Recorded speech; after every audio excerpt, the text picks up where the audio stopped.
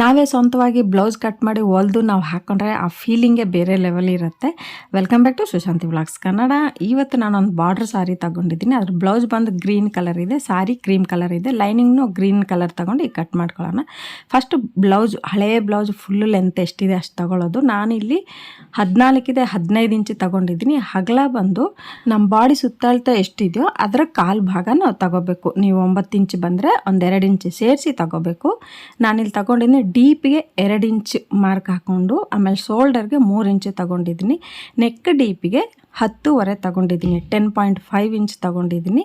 ಸ್ಟ್ರೈಟಾಗಿ ಒಂದು ಗೀಟ್ ಎಳ್ಕೊಂಡು ಮಾರ್ಕ್ ಅನ್ನೋದು ಹಾಕೊಳ್ಳಿ. ಇಲ್ಲಿ ನಾನು ಕಂಕಳು ಭಾಗಕ್ಕೆ 5.5 ತಗೊಂಡು ಸ್ಟ್ರೈಟಾಗಿ ಈ ಥರ ಗೀಟ್ ಎಳ್ಕೊಬೇಕು. ಗೀಟ್ ಎಳ್ದ್ಮೇಲೆ ಇಲ್ಲಿ ನಮಗೆ 5.5ಗೆ ಮಿಡಲಲ್ಲಿ ಒಂದು ಮಾರ್ಕ್ ಹಾಕಿ, ಆ ಕಾರ್ನರಲ್ಲಿ 1.5 ಇಂಚಿಗೆ ಒಂದು ಮಾರ್ಕ್ ಇಟ್ಬಿಟ್ಟು ಸ್ಟ್ರೈಟಾಗಿ ಒಂದು ಶೇಪ್ ಅನ್ನೋದು ಎಳ್ಕೊಂಡು ಬಂದ್ಬಿಡ್ಬೇಕು. ಕೆಳಗಡೆ ಒಂದು ಕಾಲು ಭಾಗ ಡೀಪಾಗಿ ಶೇಪ್ ಅನ್ನೋದು ತಗೋಬೇಕು. ನಾವು ಫ್ರಂಟಿಗೆ ಸ್ವಲ್ಪ ಡೀಪ್ ಜಾಸ್ತಿ ಇರಬೇಕಲ್ಲ, ಒಂದು ಕಾಲು ಭಾಗ ತಗೊಂಡ್ರೆ ಸಾಕು. ಈಗ ಬ್ಯಾಕ್ ನೆಕ್ಗೆ ಈ ಥರ ಶೇಪ್ ಕೊಟ್ಕೊಂಡು ಬಂದು, ಶೇಪ್ ಎಲ್ಲ ಕೊಟ್ಟಾದ್ಮೇಲೆ ನಮಗೆ ಶೋಲ್ಡರ್ ಹತ್ರ ಬ್ಲೌಸ್ ಯಾರಿಗಾದ್ರೂ ಜಾರ್ತಾ ಇರುತ್ತಲ್ವ, ಆವಾಗ ಇಲ್ಲಿ ಕಾಲು ಭಾಗಕ್ಕೆ ಒಂದು ಮಾರ್ಕ್ ಹಾಕೊಂಡು ಸ್ಟ್ರೈಟಾಗಿ ಒಂದು ಗೀಟ್ ಎಳ್ಕೊಂಡ್ಬಿಟ್ರೆ ಬ್ಲೌಸ್ ಅನ್ನೋದು ಯಾವತ್ತೂ ಜಾರಲ್ಲ. ಓಕೆನಾ?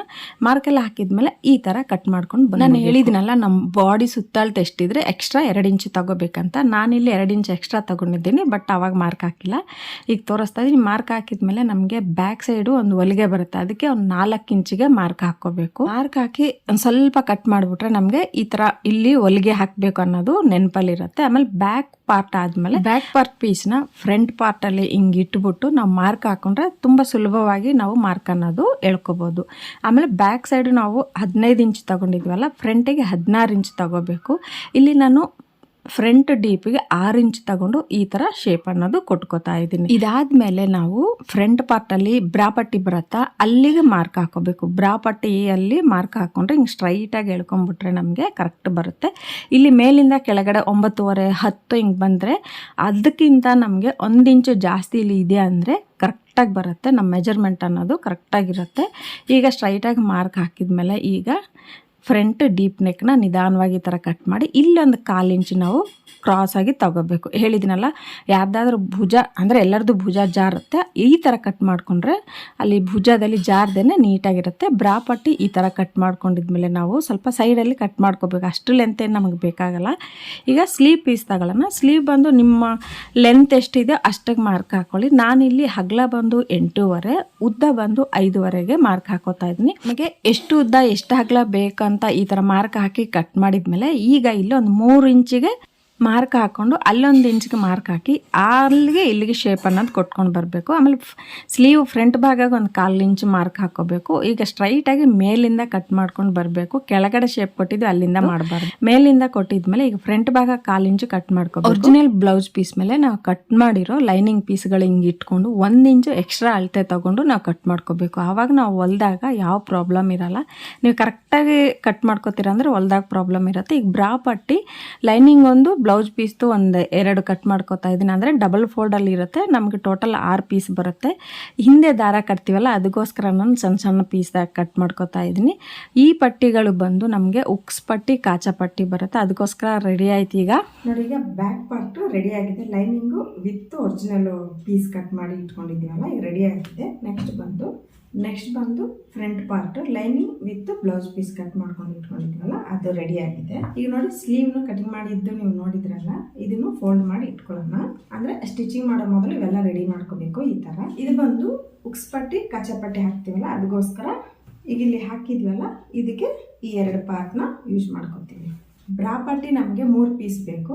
2 ನಾವು ಬ್ಲೌಸ್ ಒರಿಜಿನಲ್ ಪೀಸು, ಒಂದು ಬಂದು ಲೈನಿಂಗ್ ಪೀಸ್ ಬೇಕಾಗುತ್ತೆ. ಟೋಟಲ್ ಆಗಿ ನಮಗೆ 3, ಅಂದರೆ ಡಬಲ್ ಫೋಲ್ಡಲ್ಲಿದೆ. ಇದು ಡಬಲ್ ಫೋಲ್ಡಲ್ಲಿದೆ. ಈ ಥರ ಡಬಲ್ ಫೋಲ್ಡಲ್ಲಿ ನಮಗೆ 3 ಬೇಕಾಗುತ್ತೆ. ಮಮ್ಮಿ ಬ್ಲೌಸಲ್ಲಿ ಪೀಸ್ ಎಲ್ಲಿ ಬರುತ್ತೆ ಎಕ್ಸಾಕ್ಟ್ಲಿ ಅಂತ? ನಾವಿಲ್ಲಿ ಬ್ಲೌಸಲ್ಲಿ ಇಲ್ಲಿ ಹಾಕ್ತೀವಲ್ಲ ಪಟ್ಟಿ, ಬ್ರಾ ಪಟ್ಟಿ ಅಂತೀವಲ್ಲ, ಆ ಪಟ್ಟಿಗೋಸ್ಕರ ನಮಗೆ ಇಲ್ಲಿ 3 ತಗೊಂಡಿದ್ವಿ. 3 ಡಬಲ್ ಆಗಿದೆ. ಇದು ಕಟ್ ಮಾಡಿದರೆ ನಮಗೆ 6 ಪೀಸ್ ಬರುತ್ತೆ. ಒಂದೊಂದು ಕಡೆ ನಾವು 3 ಪೀಸ್ ಹಾಕ್ತೀವಿ. ಓಕೆನಾ? ಈಗ ನಾನು ಈ ಉದ್ದ ಪೀಸ್ ಇದೆಯಲ್ಲ, ಈ ಉದ್ದ ಪೀಸ್ನ ಈ ಥರ ಪಟ್ಟಿಗೆ ದಾರಾಗೆ ಯೂಸ್ ಮಾಡ್ಕೊತೀನಿ. ಇಲ್ಲಿ ಈ ಥರ ಇದೆಯಲ್ಲ, ಮೊಗ್ಗು ಥರ 3 ಇದೆಯಲ್ಲ, ಅದಕ್ಕೆ ಈ ಥರ ಸಣ್ಣ ಸಣ್ಣ ಪೀಸ್ ಕಟ್ ಮಾಡಿ ಇದಕ್ಕೆ ಬಳಸ್ಕೊತೀನಿ ನಾನು.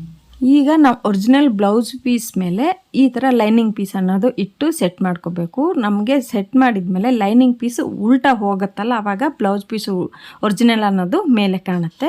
ಈಗ ಸುತ್ತ ಈ ಥರ ಡೀಪ್ ನೆಕ್ ಇದೆಯಲ್ಲ, ಲೈನಿಂಗ್ ಕಟ್ ಮಾಡಿದ್ವಲ್ಲ ಡೀಪ್ ನೆಕ್, ಅದ್ರ ಮೇಲೆ ಒಂದು ಕಾಲು ಇಂಚ್ ಬಿಟ್ಟು ಈ ಥರ ಹೊಲಿಗೆ ಅನ್ನೋದು ಹಾಕ್ಕೊಂಡು ಬಂದು ಎಕ್ಸ್ಟ್ರಾ ಬಟ್ಟೆನ ಈ ಥರ ಕಟ್ ಮಾಡ್ಕೋಬೇಕು. ಕಟ್ ಮಾಡಿದ್ಮೇಲೆ ಅಲ್ಲಲ್ಲಿ ತುದಿಯಲ್ಲಿ ಸಣ್ಣ ಸಣ್ಣ ಕಟ್ ಅನ್ನೋದು ಕೊಡಬೇಕು. ಕಟ್ ಮಾಡಬೇಕು, ಸ್ವಲ್ಪ ಒಳಗಡೆ ಹೋಗ್ಬಿಡತ್ತೆ, ನಿಧಾನವಾಗಿ ಕಟ್ ಮಾಡ್ಕೊಳ್ಳಿ. ಆಮೇಲೆ ಲೈನಿಂಗ್ ಅನ್ನೋದು ಈ ಥರ ಉಲ್ಟಾ ಮಾಡ್ಕೋಬೇಕು. ನಾವು ಆ ಥರ ಕಟ್ ಯಾಕೆ ಮಾಡ್ತೀವಿ ಅಂದರೆ ಲೈನಿಂಗ್ ಉಲ್ಟಾ ಮಾಡಿದಾಗ ನೀಟಾಗಿರುತ್ತೆ, ಡೀಪ್ ನೆಕ್ ಬಂದು ನೀಟಾಗಿ ಕಾಣುತ್ತೆ. ಸೊ ಈ ಥರ ಉಲ್ಟಾ ಮಾಡಿದ್ಮೇಲೆ ಮೇಲೆ ಒಂದು ಸಣ್ಣದಾಗಿ ಹೊಲಿಗೆ ಹಾಕ್ಕೊಂಡು ಬಂದ್ಬಿಡೋಣ. ಹೊಲಿಗೆ ಹಾಕ್ಕೊಂಡು ಬಂದಮೇಲೆ ಆ ಲೈನಿಂಗ್ ಬ್ಲೌಸ್ ಪೀಸ್ ಮೇಲೆ ಚೆನ್ನಾಗಿ ಕೂರಬೇಕಂದ್ರೆ ಈ ಥರ ಸುತ್ತ ಒಂದು ಹೊಲಿಗೆ ಹಾಕ್ಕೊಂಡು ಬಂದರೆ ನಾವು ಹೊಲಿದಾಗ ಲೈನಿಂಗ್ ಪೀಸು ಜಾರ್ದೇ ನೀಟಾಗಿರುತ್ತೆ.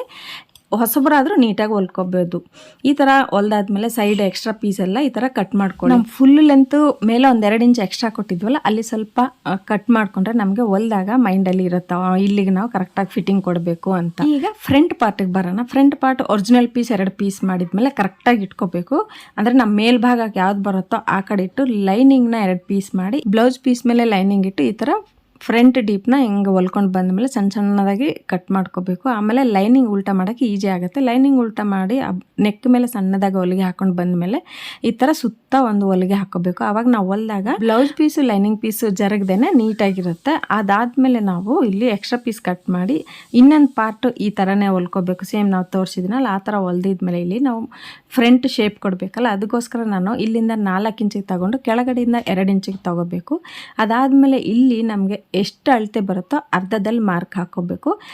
ಮತ್ತು ಈ ಕಡೆಯಿಂದ 2ವರೆಗೆ ಮಾರ್ಕ್ ಹಾಕಿ ಸ್ಟ್ರೈಟಾಗಿ ಗೀಟ್ ಎಳ್ಕೊಳ್ಳಿ. ಅದಾದಮೇಲೆ ಇಲ್ಲೊಂದು ಕ್ರಾಸಾಗಿ ತಗೊಂಡು ಕಾರ್ನರ್ಗೆ ಸೇರಿಸ್ಕೋಬೇಕು. ಸೇರಿಸಾದ್ಮೇಲೆ ನಾವು ಇನ್ನೊಂದು ಪಾರ್ಟು ಉಲ್ಟಾ ಮಾಡಿ ಟ್ಯಾಪ್ ಮಾಡಿದರೆ ನಮಗೆ ಮಾರ್ಕ್ ಅನ್ನೋದು ಬೀಳುತ್ತೆ. ಆವಾಗ ಈಸಿಯಾಗಿ ನಾವು ಡ್ರಾ ಮಾಡಿಕೊಂಡು ಹೊಲಿಗೆ ಹಾಕ್ಬೋದು. ಈಗ ಈ ಕಡೆ 1 ಇಂಚು ಆ ಕಡೆ 1 ಇಂಚು ಹಾಕಿ ಫೋಲ್ಡ್ ಮಾಡಿ ಕ್ರಾಸಾಗಿ ಹೊಲಿಗೆ ಹಾಕಬೇಕು. ಸ್ಟ್ರೈಟಿಗೆ ಹೊಲಿಗೆ ಹಾಕಬಾರ್ದು, ಕ್ರಾಸಾಗಿ ಎಲ್ಲ 3 ಭಾಗ ಕೊಟ್ಟಿದ್ವಲ್ಲ, 3 ಈ ಥರ ಹೊಲ್ದಾದ್ಮೇಲೆ ಶೇಪ್ ಅನ್ನೋದು ಆ ಥರ ಬರಬೇಕು. ನೋಡ್ತಾ ಇದ್ರಲ್ಲ, ಈ ಥರ ಬರಬೇಕು. ಈಗ ಬ್ರಾ ಪಟ್ಟಿ ಕಟ್ ಮಾಡ್ಕೋತಾ ಇದ್ದೀನಿ. ಎಲ್ಲ ಡಬಲ್ ಇದೆಯಲ್ಲ, 6 ಬರುತ್ತೆ. ಒಂದು ಕಡೆ ನಾವು ಒಂದು ಒರಿಜಿನಲ್ ಬ್ಲೌಸ್ ಪೀಸ್ ಪಟ್ಟಿ, ಇನ್ನೊಂದು ಲೈನಿಂಗ್ ಪಟ್ಟಿ ಇಟ್ಕೊಂಡು ಇನ್ನೊಂದು ಕಡೆ ಬ್ಲೌಸ್ ಪೀಸ್ ಪಟ್ಟಿ, ನಿಮ್ಮ ಹತ್ರ ಎಕ್ಸ್ಟ್ರಾ ಇಲ್ಲ ಅಂದರೆ ಲೈನಿಂಗ್ ಪೀಸಲ್ಲೇ ಕಟ್ ಮಾಡ್ಕೋಬೋದು. ಈಗ ಎಲ್ಲನೂ ಸೇರಿಸಿ ಯಾವುದು ಜರಗಬಾರ್ದು, ಯಾವುದು ಹೆಚ್ಚು ಕಡಿಮೆ ಆದರೆ ಮತ್ತೆ ನಿಮಗೆ ಹೊಲಿಗೆ ಬಿಚ್ಚು ಹೊಲಿಗೆ ಹಾಕಬೇಕು.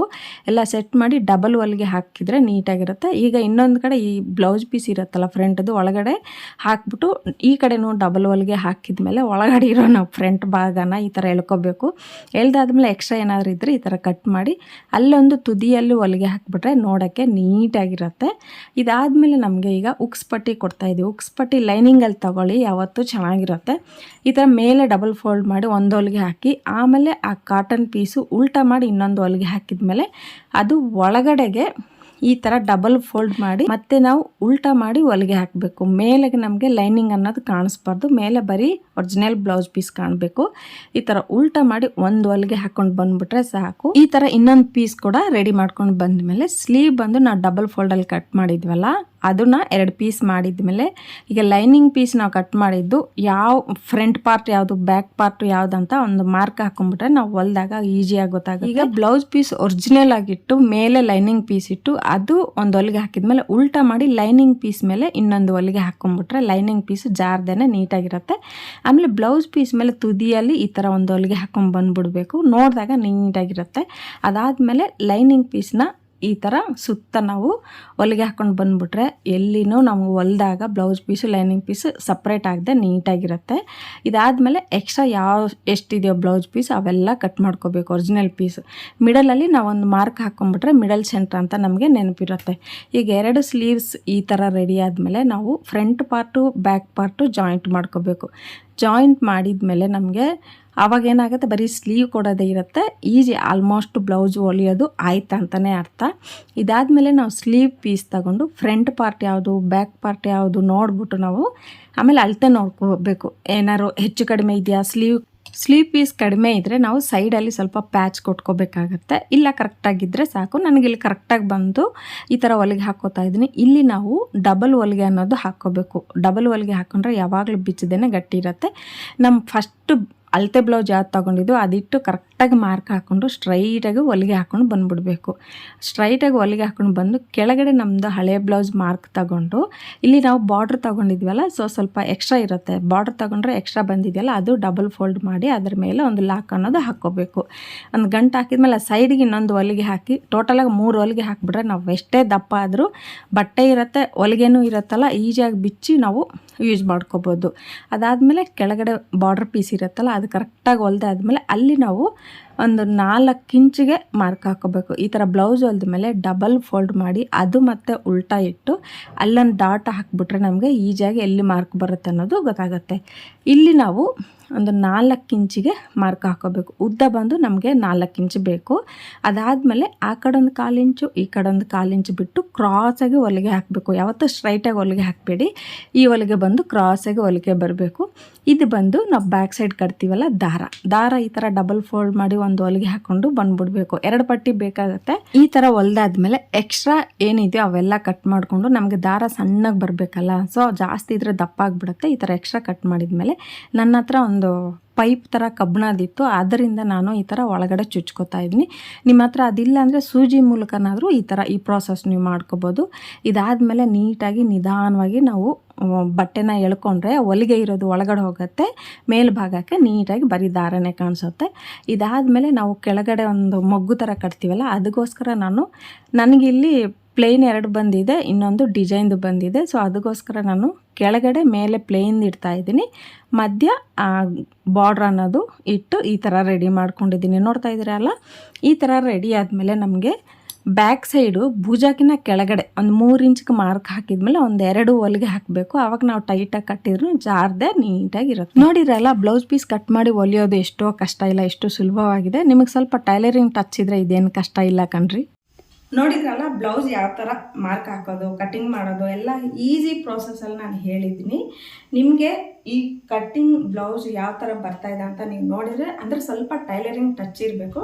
ಟೈಲರಿಂಗ್ ಟಚ್ ಇದ್ದರೆ ನಿಮಗೆ ಈಸಿ ಮೆಥಡಲ್ಲಿ ನಾನು ಹೇಳ್ಕೊಟ್ಟಿದ್ದೀನಿ. ಈ ಥರ ನೀವು ಒಂದು ಸಲ ಕಟ್ ಮಾಡಿ ಹೊಲ್ದುಬಿಟ್ರೆ ನಿಮ್ಮ ಕೈಯಾರ ನೀವೇ ಚೆನ್ನಾಗಿರೋ ಬ್ಲೌಸ್ ಕಟ್ ಮಾಡಿ ಹೊಲಿಯೋ ಸ್ಯಾಟಿಸ್ಫ್ಯಾಕ್ಷನ್ ಆಗುತ್ತೆ, ಖುಷಿ ಆಗ್ತೀರ. ನೋಡಿ ಒಂದ್ಸರಿ ಬ್ಯಾಕ್ ಇತ್ತು ನೋಡಿ, ಬ್ಯಾಕ್ ಲುಕ್ಕಲ್ಲಿ ಇಷ್ಟು ಥರ ಡೀಪ್ ಎಲ್ಲ ತೆಗೆದಿದ್ದಾರೆ. ಸೊ ನಿಮ್ಗೆ ಯಾವ ಥರ ಬೇಕೋ ಅಷ್ಟು ಡೀಪ್ ನೀವು ಬೇಕಾದ್ರೆ ತೆಗಿಬೋದು. ಓಕೆ, ಇಷ್ಟ ಆಯಿತಾ ಈ ಬ್ಲೌಸ್ ಕಟ್ಟಿಂಗ್, ಬ್ಲೌಸ್ ಸ್ಟಿಚಿಂಗ್, ಆಮೇಲೆ ಯಾವ ಥರ ಬ್ಲೌಸ್ ಬಂದಿದೆ ಅಂತ ನೋಡಿದ್ರಲ್ಲ. ನೀವು ಈ ಥರ ಮಾಡ್ತೀರಾ ಅಂತ ಅನ್ಕೋತಾ ಇದ್ರಿ. ನಿಮಗೆ ಈ ವಿಡಿಯೋ ಇಷ್ಟ ಆದರೆ like, share and subscribe to Sushanti vlogs Kannada. Signing off, ನಿಮ್ಮ ಸುಶಾಂತಿ.